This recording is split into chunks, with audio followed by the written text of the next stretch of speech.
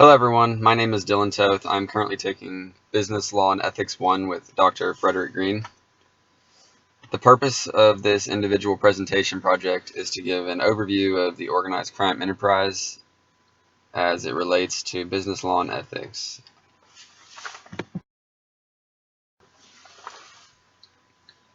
In this presentation, I will be covering 5 main topics. I will discuss what organized crime is by both definition and characteristics, as well as present some examples. I will talk about organized crime structure. Also, I will talk about organized crime versus legitimate business, both the similarities and differences of the two. Next, I will cover the Organized Crime Act of 1970, also known as the RICO Act. And lastly, I will be covering some ethical dilemmas surrounding organized crime. So jumping right into this presentation, what is organized crime? Well defined, organized crime is criminal in nature and it's an illegal enterprise. So it's also further classified by they usually conduct business on large-scale operations, and this is really what's going to distinguish them from like your average common street gang. And they can conduct business both nationally and internationally. That would be transnational and international organized crime. Examples can range from large generational families such as the American Mafia to something not as cliche as that, like The Godfather, but something like a biker gang. For example, the infamous Hells Angels. They can also commonly be referred to as criminal groups, criminal organizations, illegal enterprises, illegal firms, mafias, crime syndicates, and crime networks. Organized criminal groups are founded and exist for only one reason, and that is to make money. Bottom line. Moving forward, I'm going to cover some general characteristics of organized criminal groups. And it's important to remember that by no means is this the same for all criminal groups. They are all very different. These are just some general commonalities that people have found among various criminal groups. So first, like many businesses, these organized crime groups work off of the concept of supply and demand. Most of the criminal enterprises thrive off of selling illegal goods and services, which in turn thrives off the basic principle that people want these said illegal goods and services being offered. And that is an age-old historical fact, really, that people have always wanted what they cannot have, whether that be they can't have it through social taboo or the government in which they're under legally prevents them from having it. And crime groups capitalize on the fact that people still want these illegal goods and services. So the next thing I will cover will be the structure of most or general organized crime groups. So when you're thinking of a good, or in other words, successful or well-organized crime syndicate, it usually has a structure that is very similar to a legal operating business. There are usually a chief or a leader similar to the CEO of a company. The leader or CEO is almost always surrounded by and conducting his business with the most trusted advisors he has, much like a legitimate CEO would have a board of trustees, a CFO, and other professionals assisting him with making executive decisions. And also many criminal organizations have a militant-like structure, and this is referring to the people who are running the foot soldiers that are doing, so to speak, the dirty work of the organization. Now we'll talk about organized crime versus legitimate business. And the great thing here for presentation purposes in a business law class is that really organized crime and legitimate business are synonymous from the operation standpoint. The only real difference is the products and services in which they're dealing, and that organized crime deals in illegal and legitimate business should or normally deals in legal products and services. So a quote, "The only difference between organized criminal groups and legitimate business is that organized criminals deal in illegal products and services, whereas legitimate businesses normally do not. That is a quote off of the United Nations Office of Drugs and Crime website, and they are one of the leading international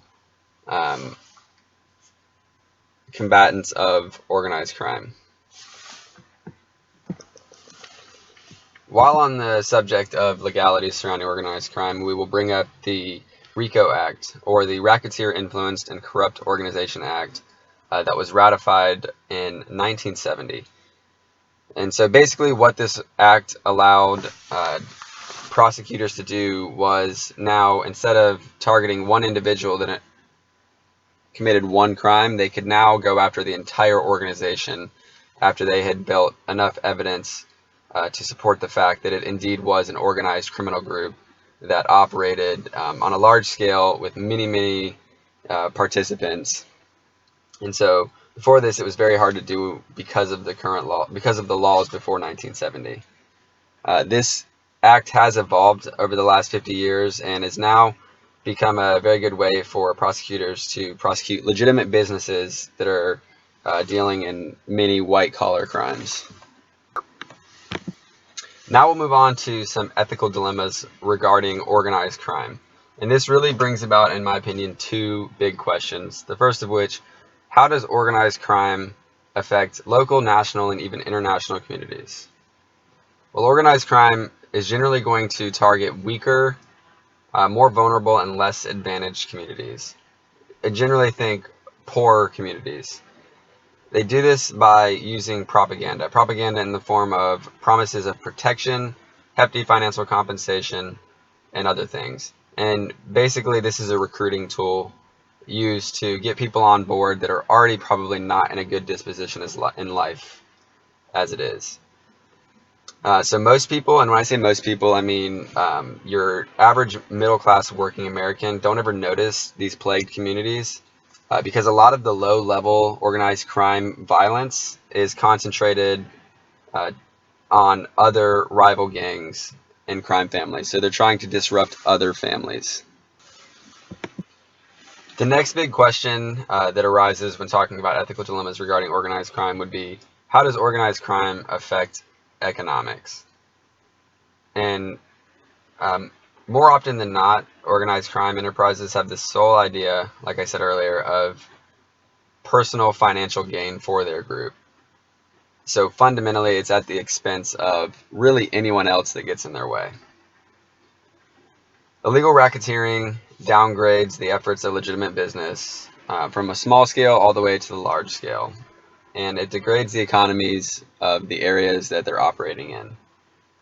An example of this would be an organized crime group using scare tactics to prevent a local business from selling a certain product that they themselves want to sell. So basically, they're using scare tactics to eliminate the competition. So ultimately, the overall simple answer to both of these questions is that it is a very negative implication on the communities and economics that they are operating in. To wrap up this whole presentation, today I covered 5 main topics regarding organized crime and its relation to business law and ethics. The first topic I covered was organized crime and its definition, as well as some examples and characteristics. And really the big point there is that it's defined as a criminal enterprise that's much like a legitimate business. However, it's criminal because it's operating in illegal goods and services. Next, I touched on the basic structure of organized crime groups, and you can really think about that as a hybrid between a legitimate business structure and a military structure. After that, I covered organized crime versus legitimate business. And it's no surprise really there that organized crime groups are very similar in operations to legitimate businesses. However, the biggest difference, which I've said before, is that the illegal goods and services in which they're dealing in. After that, I covered the RICO Act of 1970, the Racketeering Influenced and Corrupt Organizations Act, which allowed prosecutors to go after an entire organization as opposed to one sole player. Lastly, I covered the ethical dilemmas surrounding organized crime and asked 2 main questions, and that's how organized crime groups affect the communities themselves and the economics in the areas in which they operate, And the overall answer there was very negatively. They do not have a good impact on the communities. In closing, I hope you have a better understanding of the organized crime enterprise and the implications that business law and ethics play in the organized crime world and potentially stopping it. This will conclude my presentation. Thank you all for watching, and I hope you have a wonderful day.